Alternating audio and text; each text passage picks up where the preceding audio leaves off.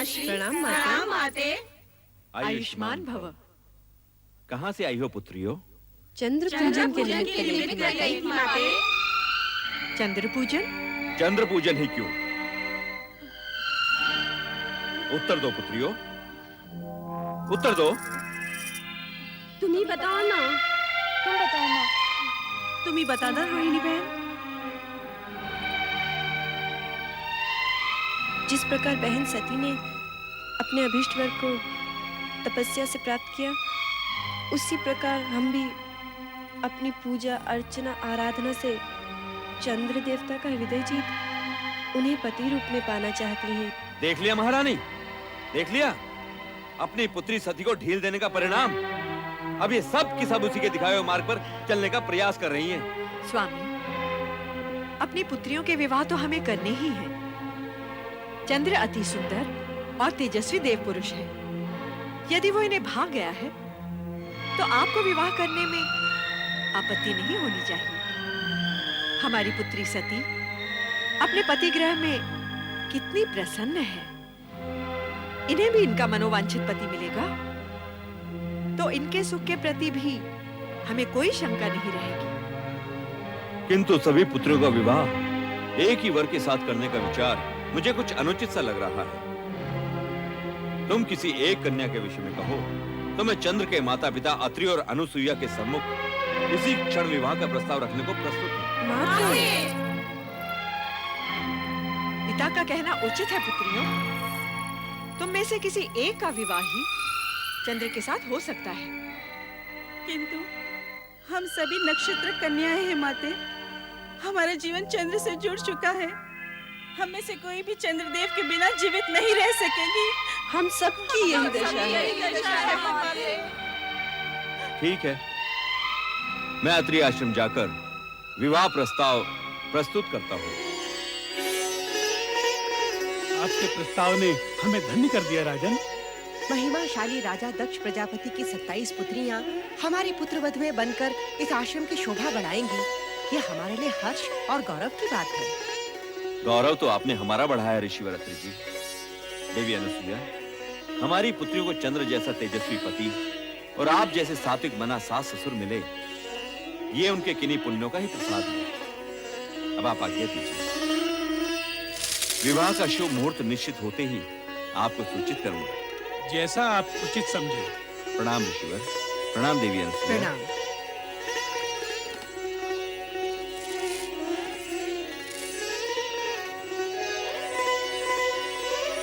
27 नक्षत्र कन्याओं के आगमन से यह आश्रम जगमगा उठेगा। आश्रम ही नहीं, आकाश स्थित चंद्र महल भी। किंतु क्या स्वामी? मैं सोच रहा था, हमारे पुत्र चंद्र का चित्त अति चंचल है। क्या वो 27 पत्नियों के प्रति अपना पति धर्म एक रूपता से निभा पाएगा? विवाह के बाद का चिंतन ना करें स्वामी। चिंता करने से होगा भी क्या? क्योंकि इन नक्षत्र कन्याओं का चंद्र से विवाह होना विधि का विधान है और हम इसे हर्ष पूर्वक स्वीकृति दे चुके हैं।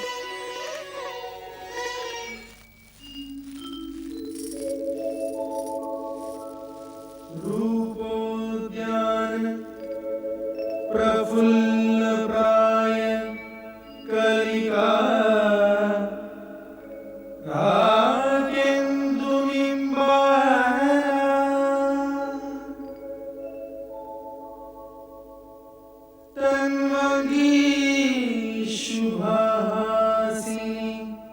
सुरसिका क्रीडा कला संदति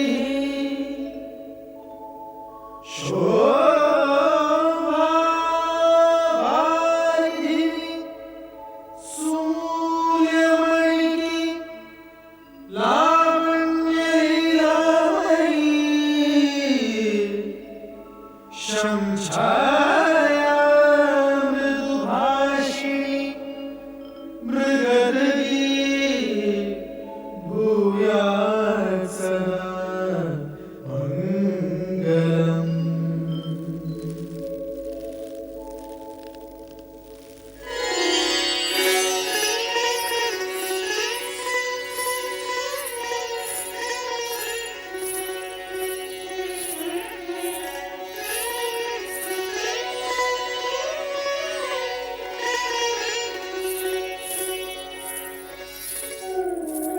स्वामी रोहिणी को लेकर कक्ष में चले गए, हमसे बात भी नहीं की। क्या हम बात करने के योग्य भी नहीं थे? जो हमें बिना कोई आदेश दिए चले गए।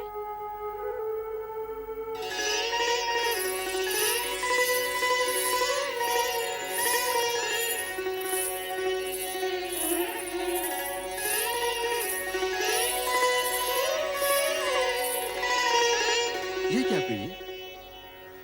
मिलन की इस बेला में जब चंद्र रोहिणी को अपने शीर्ष पर सजाने का इच्छुक है, तो रोहिणी उससे छिटक रही है। क्या हम तुम्हें प्रिय नहीं? आप जैसे सुदर्शन पति को पाने के पश्चात भला कौन पत्नी ये कहेगी? किंतु आपका प्रेम ग्रहण करते हुए मेरे मन में ऐसे भाव आ रहे हैं जैसे मैं अपनी बहनों का प्रेम अंश उनसे छीन रही हूँ। प्रिय, पत्नी होना एक धर्म है, प्रेमिका एक भाव। तुम्हारी बहनें मेरी पत्नी अवश्य हैं, परंतु मैं प्रेम केवल तुम ही से करता हूं। कि रात्रि की बेला बातों में व्यर्थ गंवाने के लिए नहीं है प्रिय। चलो विहार करें। अभी आपने कहा कि पत्नी होना एक धर्म है, इसी प्रकार पति होना भी एक धर्म है। और ये धर्म कहता है कि अपने प्रेम को सभी पत्नियों में समान रूप से वितरित किया जाए। किंतु आपने मेरी अन्य बहनों को प्रेम पिपासा में छोड़कर उचित नहीं किया। उनकी दशा उस चकोरी के समान हो गई है जो चंद्र के लिए हमेशा तड़पती रहती है। ऐसा प्रतीत होता है कि हम सबसे अधिक प्रेम स्वामी रोहिणी को ही करते हैं। विवाह 27 दक्ष पुत्रियों के साथ और प्रेम केवल एक के साथ, ये तो सर्वथा अन्याय है। हाँ, अन्याय है। ये अन्याय असहनीय है, दुखदायी है। क्या हमारा जीवन पति प्रेम पाने के लिए इसी प्रकार तड़पता रहेगा? नहीं, पति प्रेम पाने के लिए हमें कोई न कोई उपाय करना ही होगा, प्रयत्न करना ही होगा कि हम स्वामी के प्रेम पात्र बने, प्रेम पात्र अवश्य बने। तभी से तुम्हें प्राप्त करने की कामना में दग्ध हो रहा हूँ।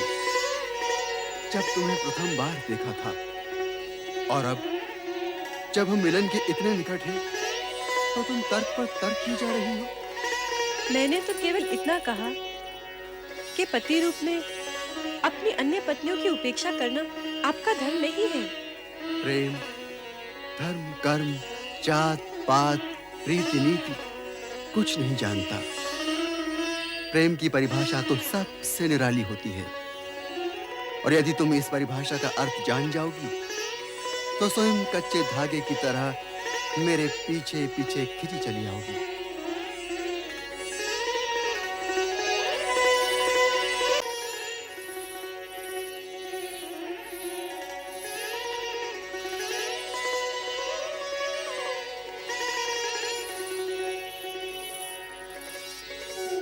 स्वामी रोहिणी को लेकर कक्ष में चले गए, हमसे बात भी नहीं की।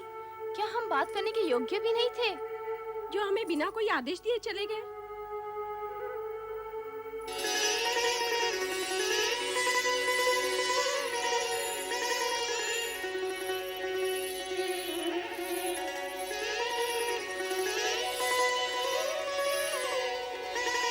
ये क्या प्रिय? मिलन की इस बेला में जब चंद्र रोहिणी को अपने शीर्ष पर सजाने का इच्छुक है, तो रोहिणी उससे छिटक रही है। क्या हम तुम्हें प्रिय नहीं? आप जैसे सुदर्शन पति को पाने के पश्चात भला कौन पत्नी ये कहेगी? किंतु आपका प्रेम ग्रहण करते हुए मेरे मन में ऐसे भाव आ रहे हैं जैसे मैं अपनी बहनों का प्रेम अंश उनसे छीन रही हूँ। प्रिय, पत्नी होना एक धर्म है, प्रेमिका एक भाव। तुम्हारी बहनें मेरी पत्नी अवश्य हैं, परंतु मैं प्रेम केवल तुम ही से करता हूं। कि रात्रि की बेला बातों में व्यर्थ गंवाने के लिए नहीं है प्रिय। चलो विहार करें। अभी आपने कहा कि पत्नी होना एक धर्म है, इसी प्रकार पति होना भी एक धर्म है। और ये धर्म कहता है कि अपने प्रेम को सभी पत्नियों में समान रूप से वितरित किया जाए। किंतु आपने मेरी अन्य बहनों को प्रेम पिपासा में छोड़कर उचित नहीं किया। उनकी दशा उस चकोरी के समान हो गई है जो चंद्र के लिए हमेशा तड़पती रहती है। ऐसा प्रतीत होता है कि हम सबसे अधिक प्रेम स्वामी रोहिणी को ही करते हैं। विवाह 27 दक्ष पुत्रियों के साथ और प्रेम केवल एक के साथ, ये तो सर्वथा अन्याय है। हाँ, अन्याय है। ये अन्याय असहनीय है, दुखदायी है। क्या हमारा जीवन पति प्रेम पाने के लिए इसी प्रकार तड़पता रहेगा?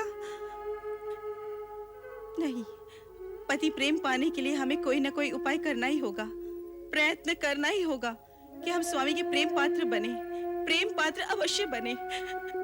तभी से तुम्हें प्राप्त करने की कामना में दग्ध हो रहा हूँ। जब तुम्हें प्रथम बार देखा था और अब जब हम मिलन के इतने निकट हैं, तो तुम तर्क पर तर्क की जा रही हो।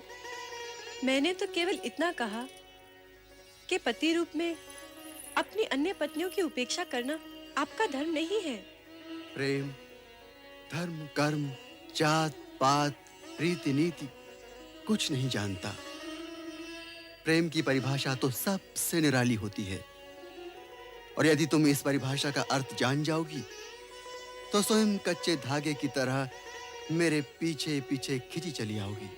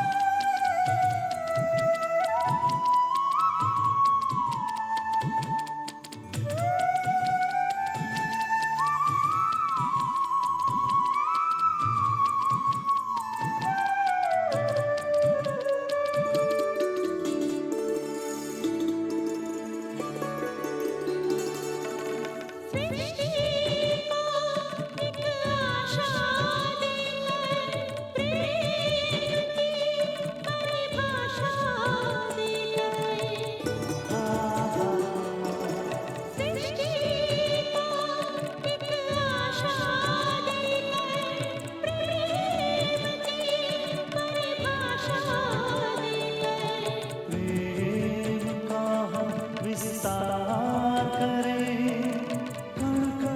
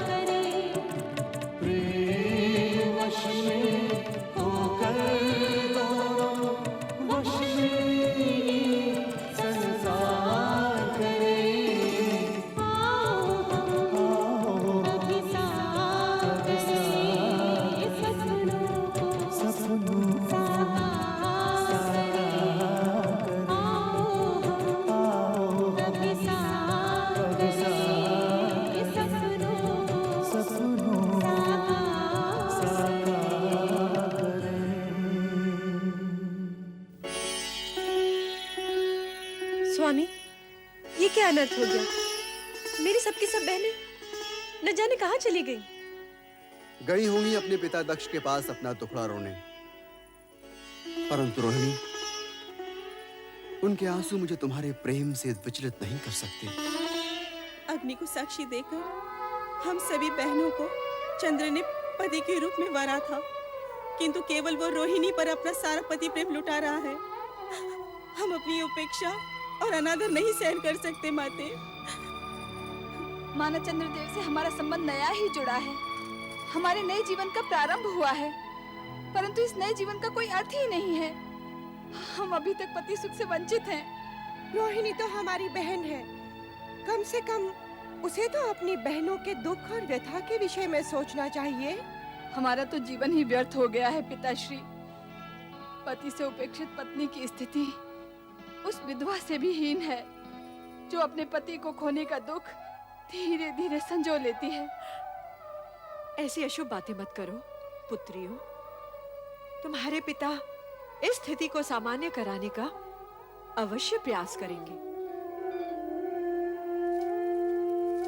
तुम्हारी माता ठीक कह रही है पुत्री। चंद्र पर केवल रोहिणी का अधिकार नहीं। मैं चंद्र को समझाकर तुम सभी को पति प्रेम का न्यायोचित भाग अवश्य दिलवाऊंगा।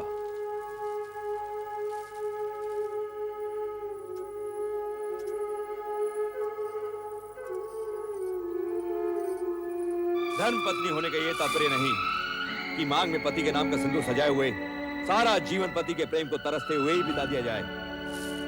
पत्नी धर्म के साथ साथ पति धर्म भी जुड़ा हुआ है, और वो ये कि तन मन व्यवहार सदाचार हर प्रकार से पति अपनी पत्नी को सुखी करे। किंतु आपके पुत्र चंद्र ने अपनी 26 पत्नियों की उपेक्षा विवाह की प्रथम रात्रि को ही कर दी। ये वास्तव में दुख का प्रसंग है। जब राजा दक्ष विवाह प्रस्ताव लाए थे, उस समय तुम अत्यंत प्रसन्न हो रही थी, किंतु मैंने कहा था कि चंद्र का चंचल स्वभाव क्या सभी पत्नियों के प्रति उसे न्याय करने देगा?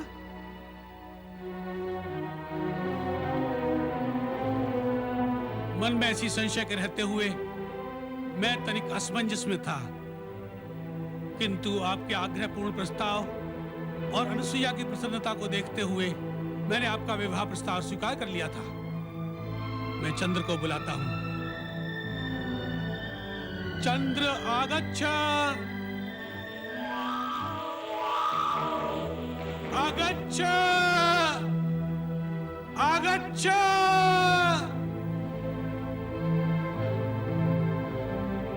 पिताजी ने हमें स्मरण किया है। चलो चलते हैं।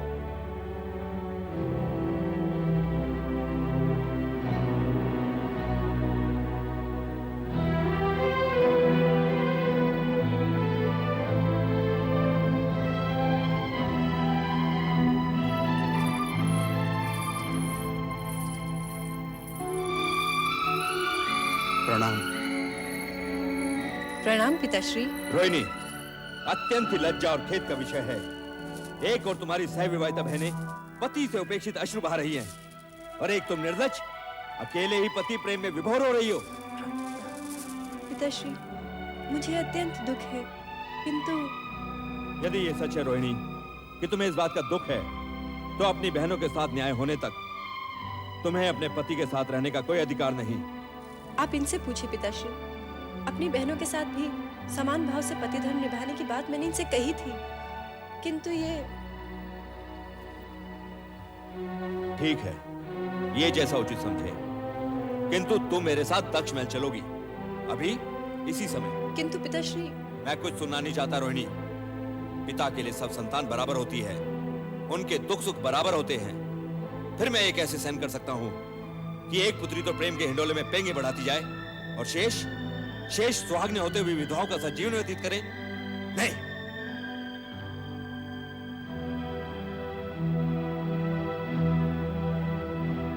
देवी अनुसुईया, ऋषिवर, आप मुझे रोहिणी को अपने साथ ले जाने की अनुमति दें। आपने जो सोचा वही उचित है। क्यों स्वामी? मैं भी राजा दक्ष के विचार का समर्थन करता हूँ। रोहिणी, दक्ष महल के लिए प्रस्थान करो। जैसी आपकी आज्ञा। चलो रोहिणी।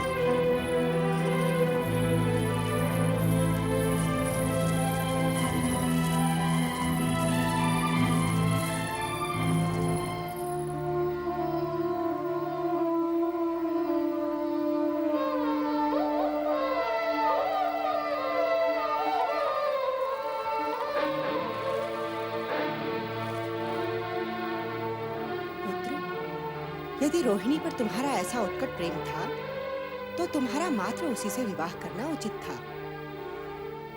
किंतु अब जब तुम्हारी 27 पत्नियां हैं तो तुम्हें सभी को अपने प्रेम का दान देना होगा। प्रेम तो हृदय से उत्पन्न होता है और मेरे हृदय पर तो मेरा अधिकार ही नहीं रहा। वो तो तभी रोहिणी का हो गया था जब मैंने उसे प्रथम बार देखा था,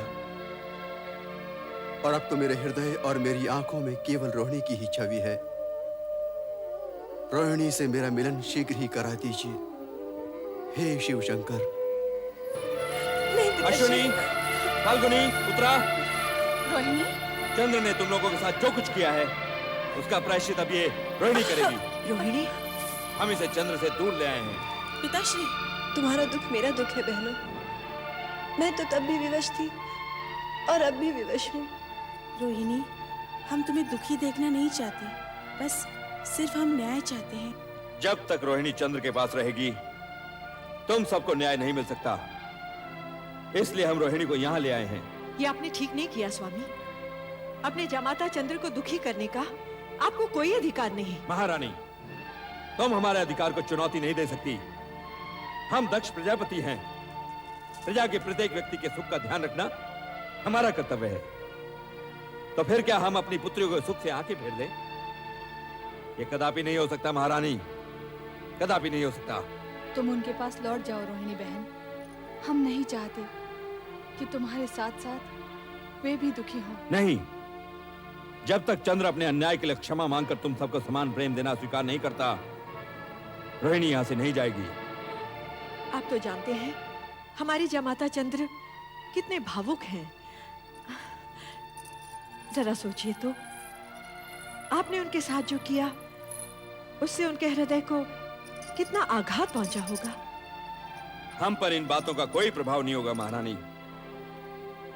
एक अन्यायी को उसके अन्याय का दंड मिलना ही चाहिए। लेकिन महाराज, क्या हम इसके लिए शिवजी से सहायता नहीं? महारानी, ये हम बहुत सुन चुके हैं, किंतु हमारा ये निश्चय अटल है कि हम शिव से किसी प्रकार की सहायता मांगने नहीं जाएंगे। तो फिर आप अपने पिता ब्रह्मा जी के पास जाकर विनती कीजिए कि वे स्वयं शिव जी के पास जाकर अपनी पौत्रियों को दुर्भाग्य की छाया से बचाएं। इन कन्याओं के पितामह होने के नाते उनका भी कुछ कर्तव्य है।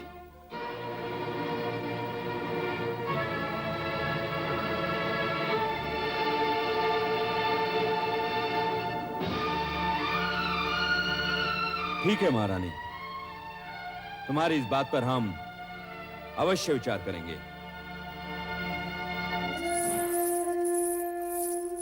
माते, रो मत बेटी, रो मत। मुझे विश्वास है परम पिता ब्रह्मा अवश्य कोई न कोई मार्ग निकालेंगे।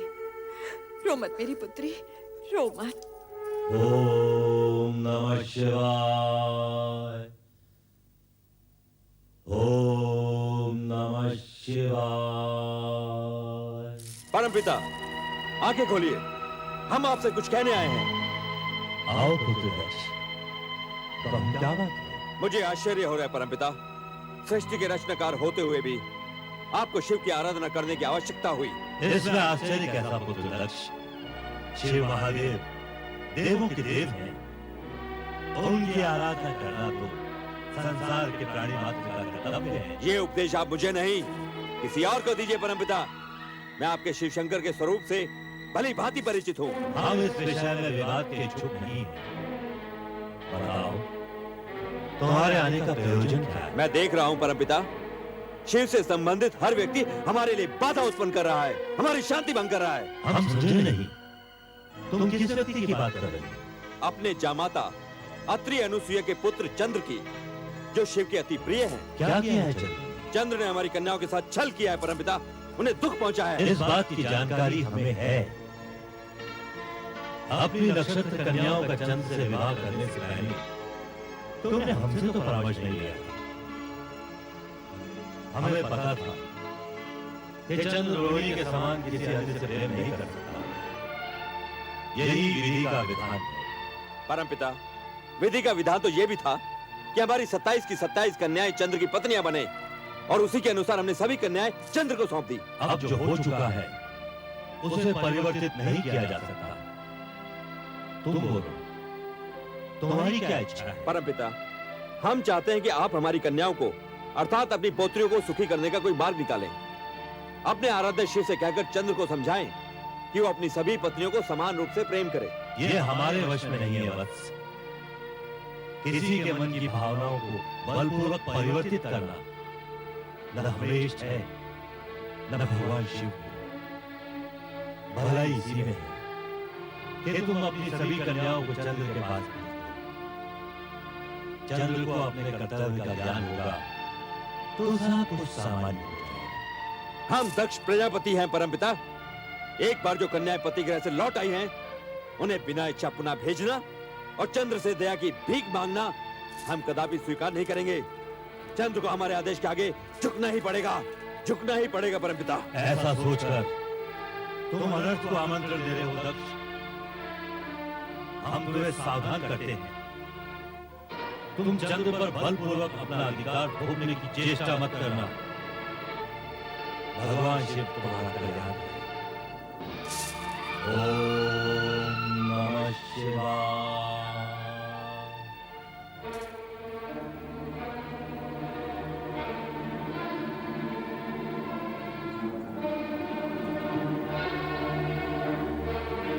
कहता दक्ष,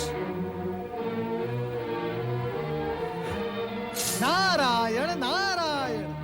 कहता दक्ष, आप पृथ्वी का अपना राज्य छोड़कर यहाँ कहाँ भटक रहे हैं? देवर्षि नारद, चंद्र को अपना जामाता बनाने का दंड भुगत रहा हूँ। नारायण नारायण। अर्थात चंद्रदेव ने आपको कष्ट पहुंचाया, परंतु चंद्रदेव तो बेचारे सुंदर, शीतल और प्रेम से भरे हैं। वे आपको कष्ट कैसे पहुंचा सकते हैं? देवर्षि, चंद्र की प्रशंसा सुन हमारा क्रोध जाग उठता है। आप कोई और बात कीजिए। भ्राता, जैसी आपकी इच्छा, परंतु आपकी समस्या क्या है? देवर्षि, ये तो हो ही नहीं सकता कि आपको मेरी समस्या का पता ना हो। चंद्र ने रोहिणी के कारण मेरी 26 पुत्रियों को उपेक्षित कर दिया है और ये बात पूरे संसार में फैल चुकी है। और आप तो घर घर का हाल जानते हैं। नारायण नारायण। मैं आपसे असत्य नहीं कहूंगा भ्राता दक्ष। मैं जानता सब कुछ हूं, परंतु आपके इस व्यवहार से प्रसन्न नहीं हूं। अपनी पुत्रियों के पति के साथ क्या कोई ऐसा रूखा व्यवहार करता है? उन्हें तो प्यार से मनाना चाहिए। अर्थात आप भी उसी का पक्ष ले रहे हैं देवर्षि। तो ये भी जान लीजिए कि यदि चंद्र चुपचाप अपनी पत्नियों को अपने साथ ले जाकर क्षमा मांग लेगा तो हम भी उसे क्षमा कर देंगे। अन्यथा परिणाम अनिष्ट होगा। जाकर कह दीजिए चंद्र से। नारायण नारायण। धन्य हो भोलेनाथ, धन्य हो। चंद्र और दक्ष प्रजापति की बुद्धि विपरीत करने में जगत कल्याण का मार्ग अवश्य छुपा हुआ होगा। आपकी लीला आप ही जाने। ओम नमः शिवाय। ओम नमः शिवाय। ओम चंद्र, नमः शिवाय। चंद्र, ओम नमः शिवाय। बेटा चंद्र, ओम नमः शिवाय। चंद्र, ओम नमः शिवाय। बेटा चंद्र, ओम नमः शिवाय। कहाँ है तू चंद्र? ओम नमः शिवाय। चंद्र तो चला गया देवी। मैंने उसे बहुतेरा रोका, किंतु उसे रोक पाना संभव नहीं था। रोहिणी के जाने से चंद्र के मन को आघात लगा है। उसे यहाँ से नहीं जाने देना था। मुझे तो लक्षण कुछ अच्छे दिखाई नहीं दे रहे देवी अनसुईया। दक्ष का वो रूप, चंद्र का विषाद, लगता है कहीं कुछ अनिष्ट न हो जाए। ऐसा अशुभ न बोलिए स्वामी। प्रभु से प्रार्थना कीजिए कि हमारा चंद्र इस संकट से सकुशल निकल आए। अब तो भगवान शिव शंकर का ही आसरा है। चलो देवी, हम दोनों मिलकर भगवान शिव की आराधना करें। ओम नमः शिवाय। ओम नमः शिवाय।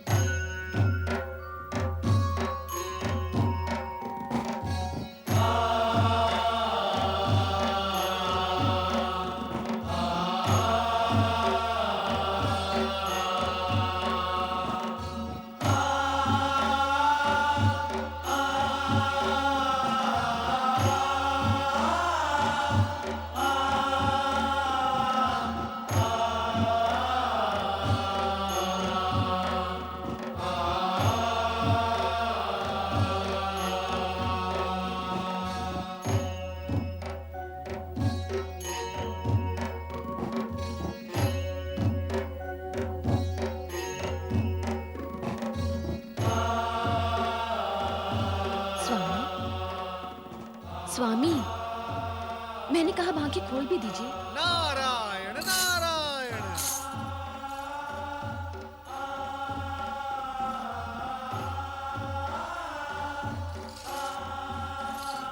प्रभु, मेरे इतने पुकारने पर भी आपकी पलक तनिक भी नहीं हिली, और देवर्षि के आते ही आपने अपने नेत्र खोल दिए। अर्धांगिनी की अपेक्षा भक्त के प्रति भगवान को विशेष सचेत रहना पड़ता है। नारायण नारायण। प्रभु, आपने इस भक्त को प्रसन्न करने के लिए देवी सती को कुंठित कर दिया। कुंठित? मैं? कदापि नहीं। कभी कभी थोड़ी बहुत उल्हाने, थोड़े हास्य, थोड़े परिहास, इन्हीं से तो पति पत्नी का प्रेम बढ़ता है ना प्रभु? तुम्हारा मंतव्य है कि प्रेम के विस्तार के लिए मैं भी ये सब करूं? देवी सती, आपको तो प्रतिक्षण भगवान शिव के निकट रहने का सुख प्राप्त है, परंतु हम भक्तों को भगवान शिव के एक क्षण भी दर्शन हो जाए तो हम धन्य होकर चले जाते हैं। नारद जी, कहीं आपको मुझसे ईर्ष्या तो नहीं हो रही? नारायण नारायण नारायण। देवी सती, ये कैसे हो सकता है? मैं बाल ब्रह्मचारी अवश्य हूं, परंतु मैं विवाह संस्था भी मानता हूं। पति पत्नी को एक दूसरे के नैकट्य का सुख अति आवश्यक है। यदि यही अप्राप्त रह जाए तो बड़े दुख की बात है। आपकी निश्वास कुछ संकेत कर रही है देवर्षि। स्पष्ट कहिए, आपके कहने का तात्पर्य क्या है? यही कि आपकी बहन रोहिणी और उनके पति चंद्र का एक दूसरे के प्रति अति प्रेम और नैकट्य सुख आपकी अन्य बहनों के लिए दुख का कारण बन गया है। देवी सती, आपके माता पिता भी अत्यधिक चिंतित है। हे भगवान शिव शंकर, देवी सती की बहनों के कष्ट के निवारण हेतु कुछ तो उपाय कीजिए। किसी को सुख तो किसी को दुख, ये उचित नहीं प्रभु। प्रभु, आप बोलते क्यों नहीं? इतना तो बताइए कि सुख दुख मिश्रित कथा का अंतिम चरण क्या है? सुख और दुख दोनों ही जीवन में कन्या के लिए उसी प्रकार आवश्यक हैं जैसे स्वाद के लिए नमक और शर्करा। जिस कथा की चर्चा तुम कर रहे हो उसे तनिक आगे तो बढ़ने दो और उसका अंतिम चरण आने तक प्रतीक्षा करो। ये मुझे क्या हो गया है प्रभु? क्या मेरा जीवन उद्देश्यहीन हो गया है? क्या चंद्र मुझे कभी प्राप्त नहीं होगा? क्या चंद्र मेरी सुध ही नहीं लेगा? मुझे स्वयं नहीं ज्ञात कि मैं कैसी विपदा में आन पड़ी हूं। हे परमेश्वर, मेरा जीवन क्या निरर्थक है? नहीं नहीं, मेरा जीवन निरर्थक नहीं हो सकता। मैं इस जीवन को ऐसे ही व्यतीत नहीं करूंगी। मुझे अपने जीवन के बारे में सोचना होगा मुझे। मैं अपने चंद्र के बिना नहीं जी पाऊंगी, नहीं जी पाऊंगी, मैं नहीं जी पाऊंगी। हे भगवान, तुम्हें यदि सृष्टि रचना करनी ही थी तो मानव क्यों बनाया? और यदि मानव ही बनाना था तो उसे हृदय क्यों दिया? और यदि उसे हृदय देना ही था प्रभु, तो उसमें प्रेम क्यों समोया? ये मेरी सोच से परे है प्रभु। मैं आज तक इसका कारण नहीं जान पाई। मुझ पर कृपा करो प्रभु। मेरे चंद्र से मुझे शीघ्र मिला दो प्रभु।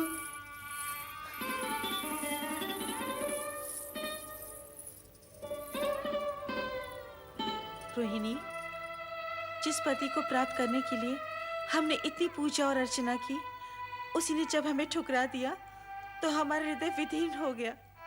ये भी सत्य है कि तीर खाए हुए पंछी की तरह छटपटाते हुए जब हमने पिता के समक्ष कहा कि चंद्र रोहिणी के कारण हमें उपेक्षित कर रहा है, तो हमें ठीक नहीं लगा। हम तो विरह में विचलित थे ही, तेरा सुख भी पिता की क्रोध ने छीन लिया। जो कुछ भी हुआ अश्विनी बहन, ठीक ही हुआ। यदि हम सब बहनें बचपन से सुख में भागीदार रही हैं, तो दुख में भी हमारा समान भाग होना चाहिए। मैं सत्य कहती हूँ बहनों, स्वामी के पास होते हुए भी मैं हर क्षण यही सोचा करती थी कि तुम लोगों के साथ घोर अन्याय हो रहा है। अश्वनी, हम बहनें तो हैं, किंतु उससे पहले हम नारी हैं, और यदि नारी ही नारी की पीड़ा नहीं समझेगी तो फिर कौन समझेगा? हो सके तो मुझ पर विश्वास करो और मुझे स्वयं से अलग मत समझो।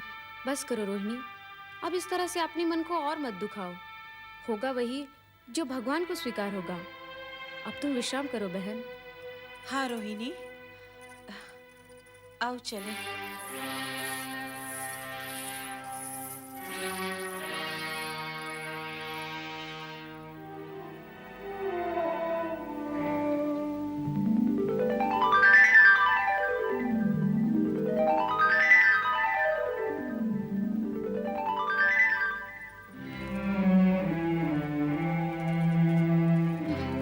प्रिय, स्वामी आप? चलो मेरे साथ चंद्र महल चलो। नहीं स्वामी, जब तक आप अपनी अन्य पत्नियों को उनका अधिकार नहीं दे देते, मैं यही रहूंगी। मैं तुमसे प्रेम करता हूँ प्रिय, केवल तुमसे, और तुम्हारे अतिरिक्त ये चंद्र किसी और से प्रेम कर ही नहीं सकता। तो फिर आप मुझे भी भूल जाइए स्वामी। मुझे आपके विरह की अग्नि में जलना स्वीकार है, किंतु अपनी ही बहनों का सुख सौभाग्य छीन लेने वाली नीच स्त्री का कलंक लेकर मैं जीना नहीं चाहती। आप तुरंत यहाँ से चले जाइए स्वामी। तुम्हारे बिना मैं जीवन की कल्पना भी नहीं कर सकता। चंद्र जो दूसरों को शीतलता बांटता फिरता है, आज स्वयं तुम्हारी विरह की अग्नि में दहक रहा है। मैं तुम्हें यहाँ से लेकर ही जाऊंगा रोहिणी। नहीं स्वामी, नहीं, नहीं नाथ, नहीं, ऐसा मत कीजिएगा, अनिष्ट हो जाएगा। आप मेरे पिताश्री के क्रोध से अवगत नहीं। यदि उन्होंने आपको यहाँ देख लिया तो न जाने क्या होगा। मुझे छोड़ दीजिए स्वामी, छोड़ दीजिए। चंद्र, तेरी ये उदंडता, नीच पापी, छोड़ दे मेरी पुत्री को। ये मेरी पत्नी है और अब आपका इस पर कोई अधिकार नहीं। पत्नियां तो यहाँ तुम्हारी और भी हैं, ले जाना है तो सभी को ले जाओ। विवाह मात्र शरीर के साथ फेरों से नहीं, मन के वर्ण करने से होता है, और मैंने मात्र आपकी इसी पुत्री को मन से वरा है। चलो रोहिणी।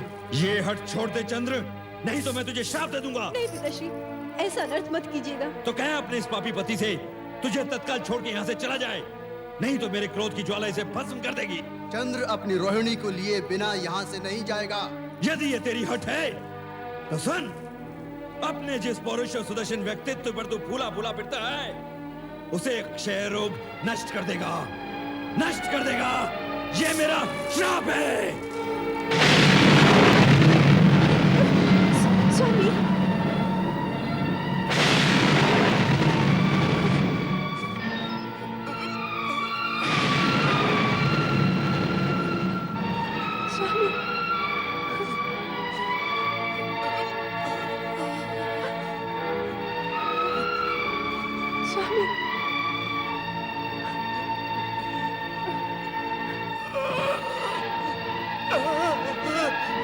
स्वामी, स्वामी,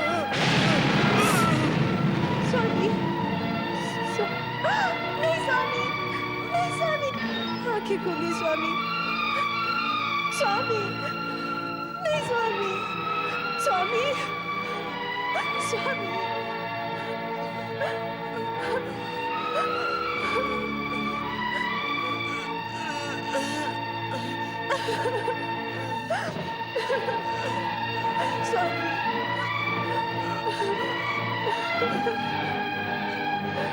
गुरु बृहस्पति, देवराजेंद्र, देवी इंद्राणी और समस्त देवतागण, अत्यंत कष्टकारक समाचार है। कष्टकारक समाचार? ऐसी क्या अनहोनी हो गई वायुदेव? प्रजापति दक्ष के शाप के फलस्वरूप चंद्रदेव क्षयग्रस्त होकर निस्तेज हो गए हैं। उनके प्रकाश के अभाव में पृथ्वीलोक और नक्षत्र लोक में मलिनता छा गई है, वातावरण प्रदूषित होने लगा है और सृष्टि की व्यवस्था का संतुलन बिगड़ता जा रहा है देव।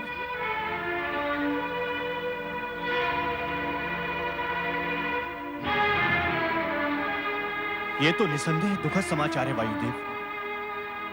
यदि शीघ्र इस समस्या के निराकरण हेतु कोई उपाय न किया गया तो चंद्रदेव सदा सदा के लिए निस्तेज हो जाएंगे। पुत्र चंद्र,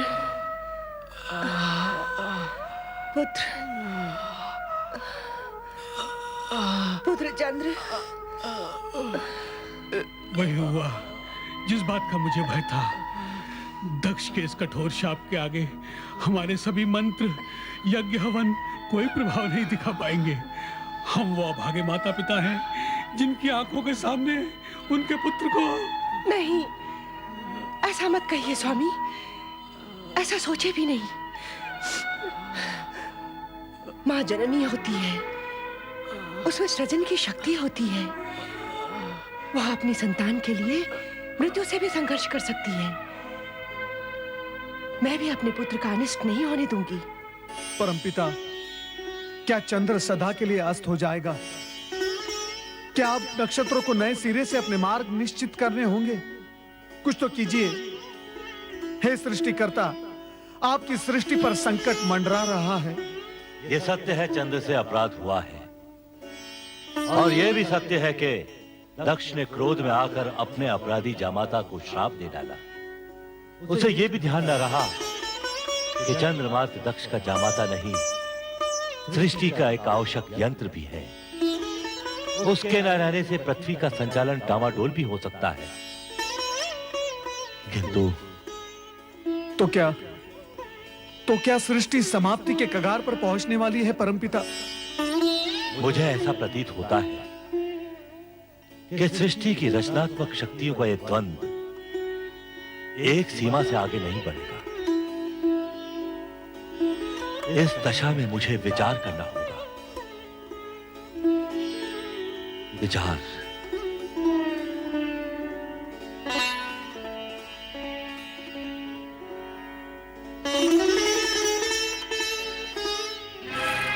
देव ऋषि, वहां सृष्टि पर विपत्ति के बादल मंडरा रहे हैं और ब्रह्मा जी ध्यान में डूबे हुए हैं। इस समय इनके ध्यान में मात्र सृष्टि की चिंता है देवराज, अन्य कुछ नहीं।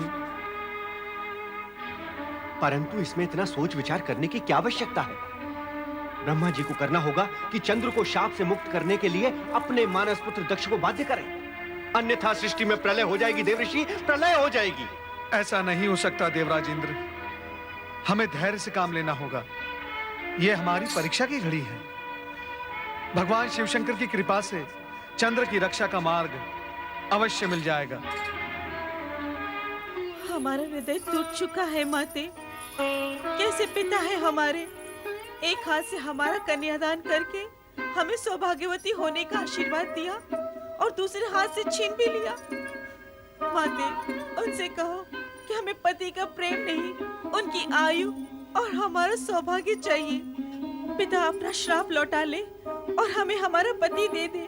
वे जैसे भी हैं, हम उनके साथ जीवन निर्वाह करेंगे। तुम्हें कैसे समझाएं पुत्रियों? दिया हुआ श्राप लौटाया नहीं जा सकता, ये असंभव है। हाँ, अब एक आसरा है, भगवान शिव शंकर। वो भक्त वत्सल हैं, भोलेनाथ हैं। यदि उन्हें तुम बहनों पर दया आ गई तो चंद्र को नया जीवन और तुम सबको तुम्हारा सौभाग्य सिंदूर भी मिल सकता है। तुम धैर्य मत छोड़ो अश्विनी, तुम सबकी मनोकामना अवश्य पूरी होगी।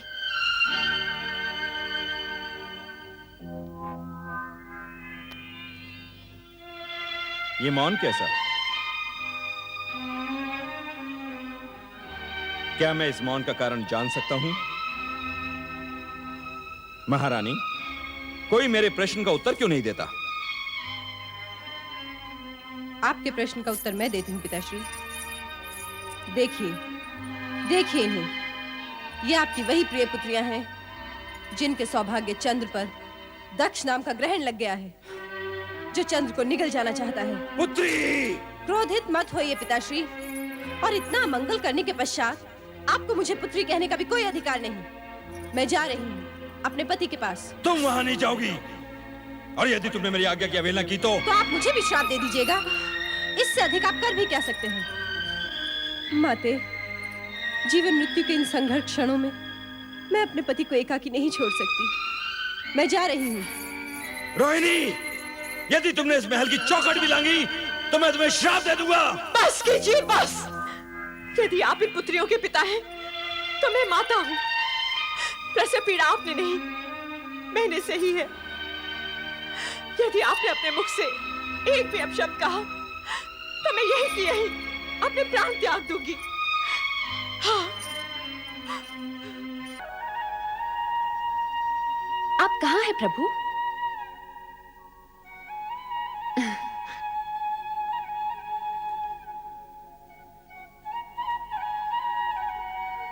आपके चरणों में मेरी पूजा स्वीकार हो प्रभु। नंदी, भृंगी, शिवगणों, प्रणाम सती माता। सती माता की जय। महादेव यहाँ नहीं है। नंदी, वे कहाँ गए? मैं भी स्वयं चकित हूँ माता। जब भोलेनाथ के दर्शन के लिए मैं आया था, तो भोलेनाथ यहाँ पर समाधि में लीन थे। अब पता नहीं कहाँ अदृश्य हो चुके हैं। प्रणाम महादेवी सती। संभवतः आप मुझे जानती नहीं, जानेंगी भी कैसे? आप मुझे प्रथम बार देख रही हैं। आप कौन हैं देवी? हम सब ये जानने के लिए उत्सुक हैं।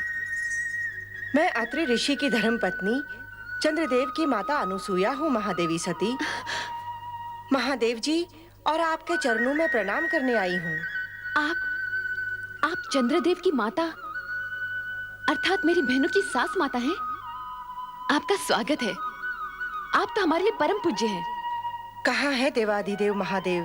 हम स्वयं आश्चर्यचकित हैं कि वे अचानक कहाँ अदृश्य हो गए। ऐसा लगता है दुर्भाग्य की छाया शीघ्र ही मेरा पीछा नहीं छोड़ेगी। कितनी आशा लेकर आई थी मैं महादेव के दर्शनों के लिए। प्रत्यक्ष अथवा परोक्ष रूप में प्रभु सदाशिव जगत के कण कण में विराजमान है और भक्तों का संकट निवारण करने के लिए तो वे सदा तत्पर रहते हैं।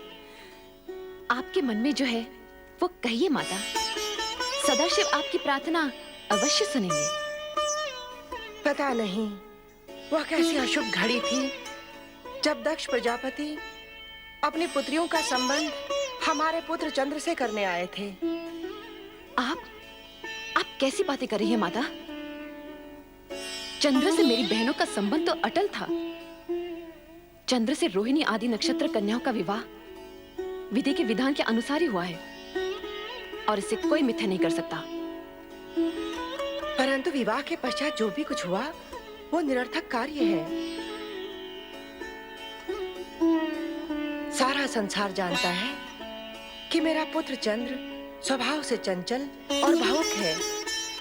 तुम्हारी सभी बहनों में से रोहिणी ही उसे सबसे अधिक प्रिय है और उसी का परिणाम आज चंद्र भुगत रहा है। क्या हुआ चंद्रदेव को? तुम्हारे पिता दक्ष प्रजापति ने क्रोधित होकर चंद्र को शाप दे डाला है क्षय रोग से ग्रस्त होने का। अब इस संकट से महादेव के अतिरिक्त हमें और कोई नहीं बचा सकता। पिताश्री, ये आपने क्या कर दिया? अपने ही जामाता को श्राप देकर अपनी पुत्रियों को वैधव्य की काली छाया की ओर ढकेल दिया। किंतु माता, मैं आपको विश्वास दिलाती हूँ कि मेरे पिताश्री का श्राप चंद्रदेव को नष्ट नहीं कर सकता। आपको विश्वास है? कैसे? विधाता के विधान के अनुसार सूर्य, चंद्र, ग्रह, नक्षत्र अमर है। प्रलय काल तक इन्हें कोई नहीं मिटा सकता। हाँ, श्राप से इन्हें कष्ट अवश्य हो सकता है। मैं चंद्र के कष्ट निवारण के लिए ही महादेव जी की शरण में आई हूँ। मुझे कष्ट निवारण का कोई उपाय बताइए महादेवी जी। चराचर पति शिव जी की अखंड आराधना से असंभव भी संभव हो जाता है।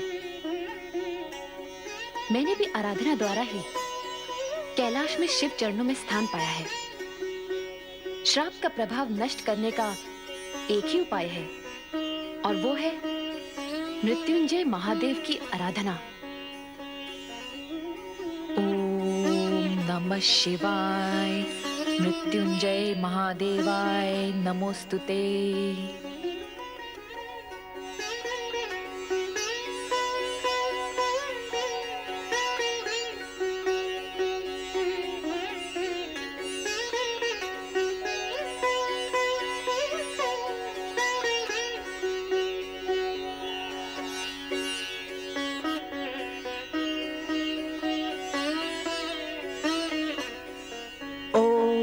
नमः शिवाय मृत्युंजय महादेवाय नमोस्तुते।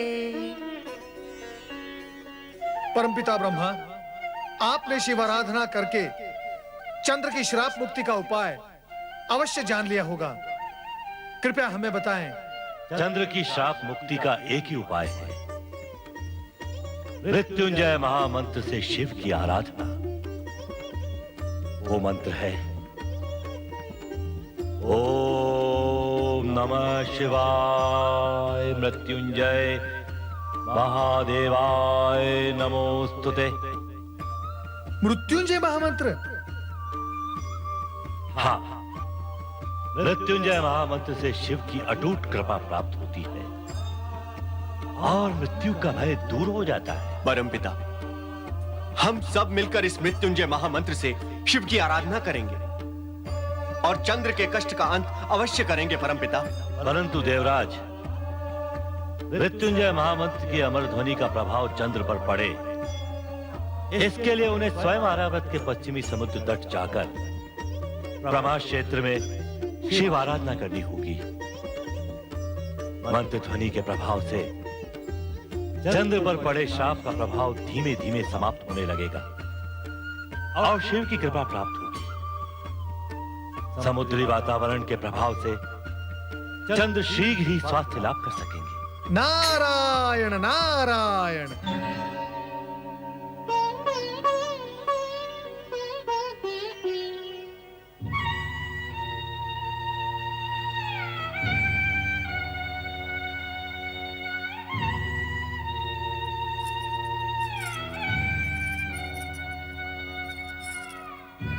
स्वामी, आपकी दुर्दशा मेरे ही कारण हुई है। इसके लिए मैं अपने आप को कभी क्षमा नहीं करूंगी। रोहिणी, बहू, इस तरह अपने आप को दंडित करने से कुछ नहीं होगा। हम दोनों को मिलकर ही चंद्र को बचाने का उपाय करना होगा। माताश्री,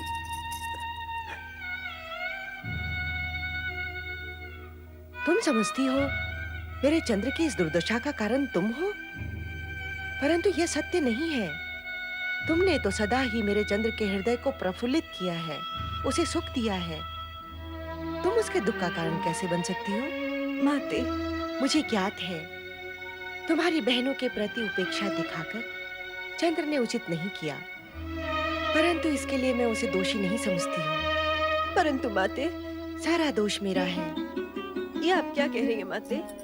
तुम्हारे पिता दक्ष प्रजापति का प्रस्ताव ही मुझे स्वीकार नहीं करना था, जिसमें उन्होंने अपनी 27 कन्याओं का विवाह मेरे चंद्र के साथ करने की बात कही थी। परंतु आपने और पिताश्री ने तो कहा था कि विधाता का अटल विधान है, इसे कोई नहीं बदल सकता। दुर्भाग्य को विधि का अटल विधान बताकर किसी भूल से मुक्ति नहीं पाई जा सकती रोहिणी। भूल तो भूल ही होती है और भूल का परिणाम जाने अनजाने सभी को भुगतना पड़ता है। तो मेरी बहनों की उन आकांक्षाओं का क्या होता? उन्होंने भी तो मेरे समान चंद्रदेव को मन ही मन पति स्वीकार कर लिया था। मन ही मन पति रूप में स्वीकार करने का अर्थ किसी को विवाह के लिए विवश करना नहीं होता है रोहिणी। तुम्हारे पिता दक्ष का कर्तव्य था कि वे इस विवशता को रोक देते, परंतु इस प्रस्ताव को चंद्रदेव ने भी तो चुपचाप स्वीकार कर लिया था। चंद्र के मन की बात का पता लगाना हम माता पिता का कर्तव्य था, जो हमने नहीं किया, और इसी का दंड हम भुगत भी रहे हैं। परंतु पिछली भूलों की बातें करने से कोई लाभ नहीं होगा। जैसे भी हो, हमें चंद्र को इस संकट से उभारना ही होगा। सब कहते हैं कि श्राप को विफल नहीं किया जा सकता, उसका प्रभाव होकर ही रहता है। समझ में नहीं आता अब हम क्या करें। इसी कारण मैं शिव शंकर की शरण में कैलाश गई थी, परंतु दुर्भाग्य से वहां भी मुझे उनके दर्शन नहीं हुए। सती बहन तो वहां आपको अवश्य मिली होंगी। हाँ, उन्हीं का दिया विश्वास लेकर मैं कैलाश से लौटी हूँ। सती ने कहा है, शिव की आराधना कभी व्यर्थ नहीं जाती। चंद्र के प्राण रक्षा हेतु अब हमें शिव की आराधना करनी होगी। यही एकमात्र उपाय है। अवश्य माताश्री, इस आराधना में मैं भी आपके साथ हूँ। बेटी, मैं चंद्र की माता हूँ और तुम धर्म पत्नी। हम दोनों के हृदय से जो पुकार निकलेगी उसका प्रभाव होकर रहेगा। भगवान शिव की कृपा हमें अवश्य प्राप्त होगी। चंद्र के श्राप का अवश्य अंत होगा। नारायण नारायण। देवी रोहिणी, निश्चिंत हो जाओ। भगवान भोलेनाथ की कृपा से संकट अवश्य टल जाएगा। सत्य कह रहे हैं देवऋषि। नारायण नारायण। हरि भक्त कभी झूठ नहीं बोलता। परमपिता ब्रह्मा जी ने शिव जी का ध्यान इस संकट की ओर आकर्षित करने का एक उपाय बताया है। कौन सा उपाय देवऋषि? रोहिणी, आर्यवर्त के पश्चिम भाग में प्रमास क्षेत्र है। उसके समुद्र तट पर शिवलिंग स्थापित करके भगवान शिवशंकर का मृत्युंजय जाप निरंतर करने से तुम्हारे पति मृत्यु के मुख में जाते हुए भी लौट आएंगे। परंतु ये मृत्युंजय मंत्र है क्या देवऋषि? ओम नमः शिवाय मृत्युंजय महादेवाय नमोस्तुते। यदि इस मंत्र का स्वयं चंद्रदेव जाप करेंगे तो साक्षात भगवान शिवशंकर प्रकट होकर दक्ष द्वारा दिए गए श्राप का निवारण करेंगे। परंतु इनकी तो ये दशा है, ये मंत्र का जाप करेंगे कैसे? व्यर्थ की चिंता न करो देवी। सर्वप्रथम इस मंत्र का जाप आरंभ करो। शिव जी की कृपा से मंगल ही मंगल होगा। नारायण नारायण।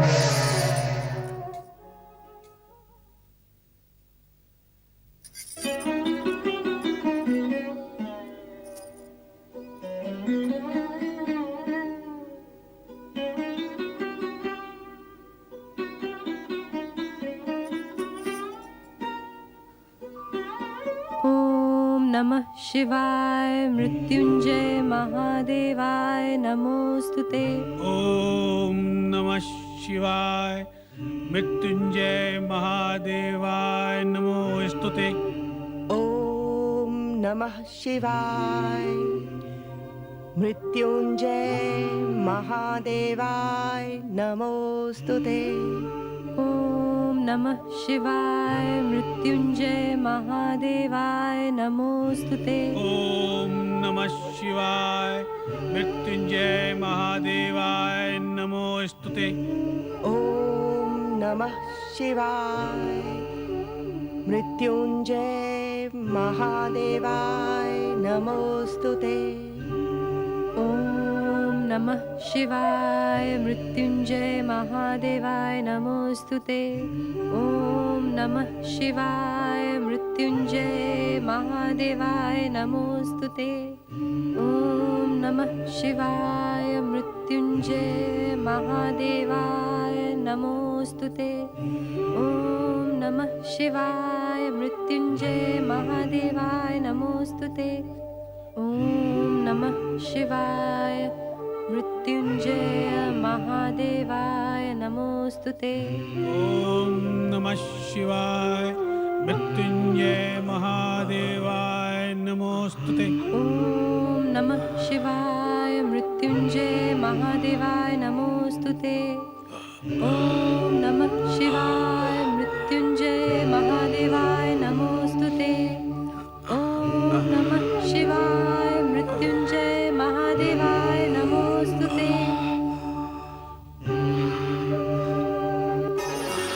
स्वामी, स्वामी आप श्री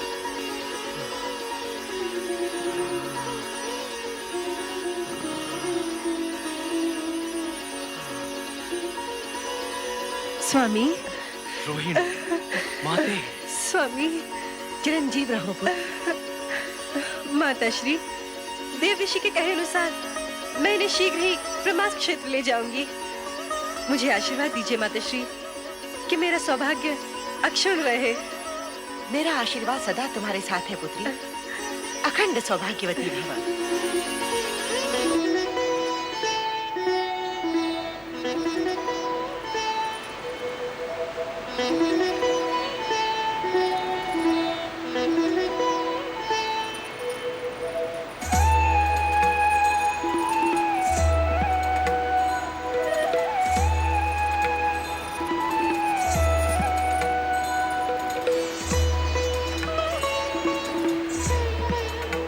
हे जलदेव, मेरे पति की रक्षा करना।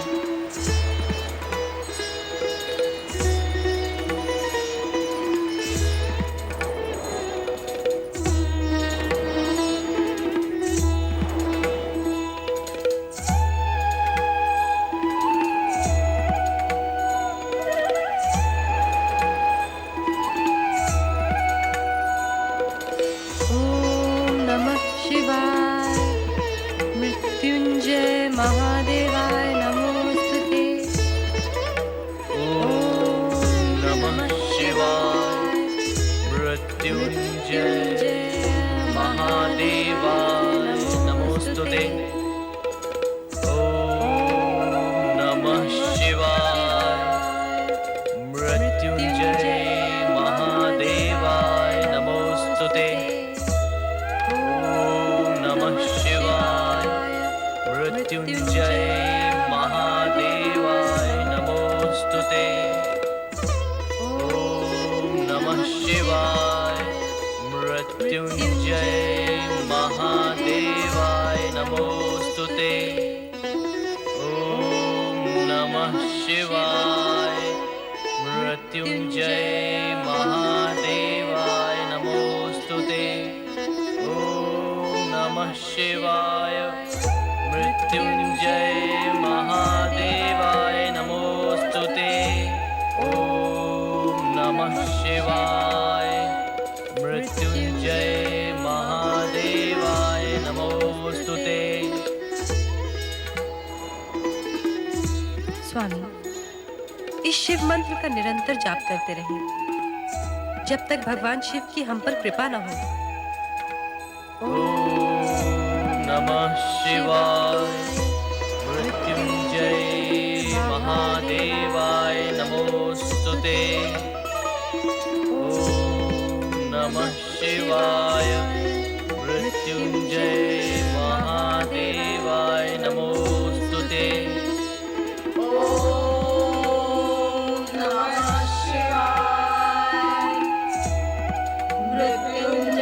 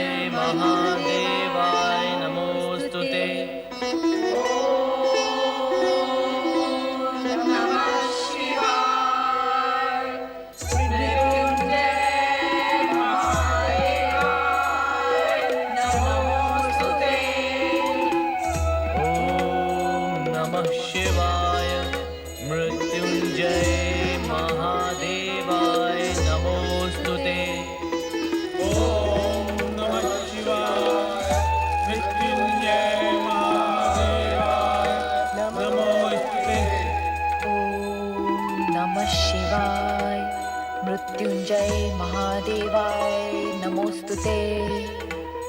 ओम नमः शिवाय। मृत्युंजय महादेवाय नमोस्तुते। ओम नमः शिवाय। मृत्युंजय महादेवाय नमोस्तुते।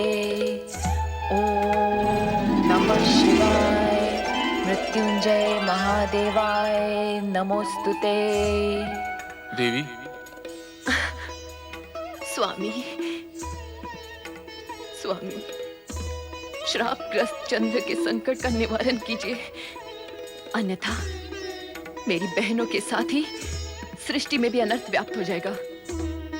प्रलय आने का कोई संशय नहीं रहेगा। चिंता न करो प्रिय, चंद्र को दिए हुए श्राप का परिमार्जन अवश्य ही होगा। ओम नमः शिवाय। मृत्युंजय महादेवाय नमोस्तुते। ओम नमः शिवाय। मृत्युंजय महादेवाय नमोस्तुते। ओम नमः शिवाय। मृत्युंजय महादेवाय नमोस्तुते। ओम नमः शिवाय। मृत्युंजय महादेवाय नमोस्तुते।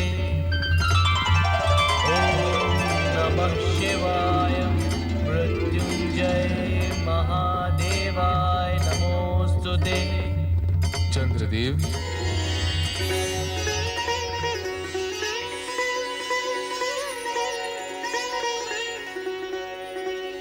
ओम नमः शिवाय मृत्युंजय महादेवाय नमोस्तुते। मृत्युंजय मंत्र के निरंतर जप से तुमने हमें प्रसन्न किया, साथ ही मृत्यु को भी जीत लिया। अब तुम्हें किसी प्रकार का कोई भय नहीं।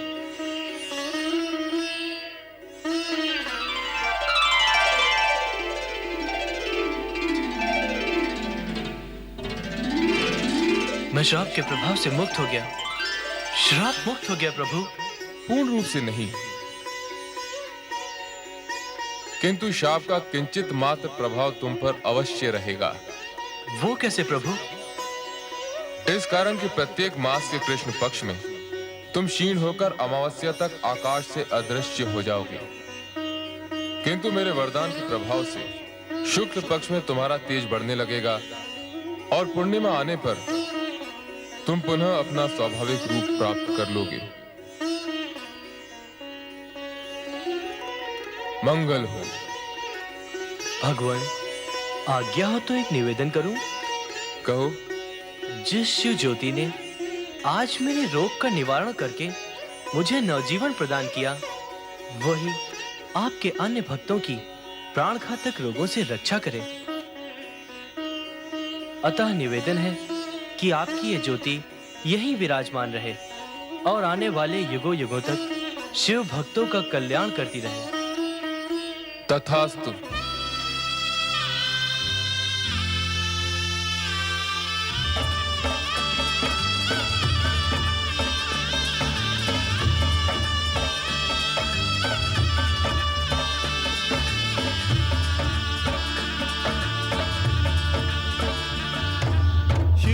भक्त जनों ने पुकारा जब संकट पड़ने पर, शिव के भक्त जनों ने पुकारा जब संकट पड़ने पर, तब तब ज्योतिर्लिंग में पधारे अजय अमर शिव शंकर। अजय अमर शिव शंकर, अजय अमर शिव शंकर, अजय अमर शिव शंकर, अजय अमर शिव शंकर, अजय अमर शिव शंकर, अजय अमर शिव शंकर, अमर शिव शंकर, अजय अमर शिव शंकर।